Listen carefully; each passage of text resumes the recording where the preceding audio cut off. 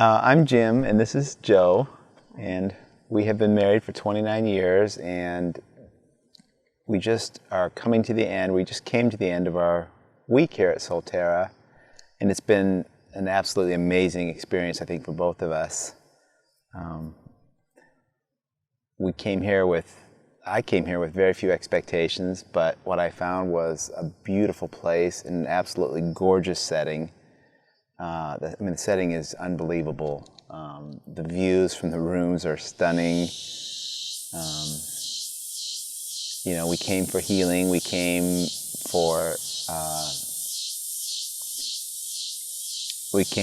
with an open mind, and I think this trip has turned out to be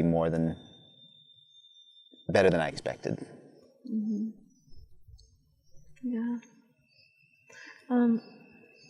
I would add to that I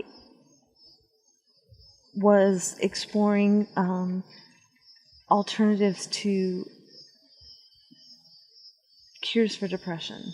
And I was on a track where I followed a path that took me down the road to ketamine.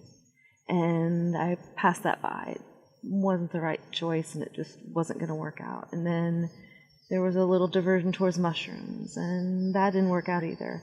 And then we met with our friend Andrew, who had been, with a friend and experienced ayahuasca and helped us make connections at Soltara, and just said that ayahuasca had changed his life. And I was in a place where I was deeply, deeply depressed. And I really felt like this was the best choice for me. And during our time together, here with the ayahuasca ceremonies, I came with great hope. And I had great belief that this was going to be something that was going to be really helpful for me in my life. And I was shown 3 miracles through the process of the week, and those were the 3 most important things that I was asking for, and I got them. and I still can't believe it. I mean, I do believe it, but it's unbelievable to me. And one of the things that I was struggling with was the deep, dark depression. And once I felt the call to ayahuasca, even then, my suicidal ideations decreased. And then, here, once we've been in ceremony, I mean, it seems like depression is like a distant memory. And another thing that I asked for help with, and this was, the result of I had a traumatic brain injury 11 years ago. And depression is a characteristic of brain injuries especially. And another characteristic of brain injuries can be temperature regulation issues. And so I was constantly hot, constantly sweating, going to bed at night with ice packs and no covers and the fan blowing on me, and was just really, in a low place because of that element of my life that was making things difficult. Difficult to be happy, difficult to be at peace. And in the first night, in the first ceremony, I was able to cover up with a blanket during the ceremony in this place. and I have, for the rest of the week, I've used a blanket. I've been under a blanket at night. I woke up the second day and I was like, I was under a blanket all night. And for me, cocooning in blankets is definitely a comfort thing for sleep. I want to be cuddled up at night, in a blanket.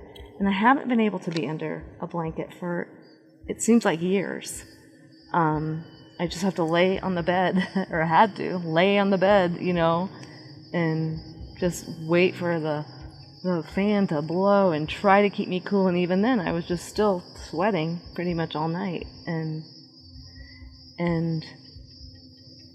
the other thing, so it's the depression and the temperature control issues.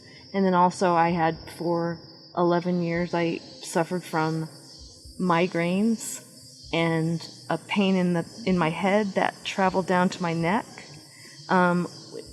My brain injury happened as a result of a crash.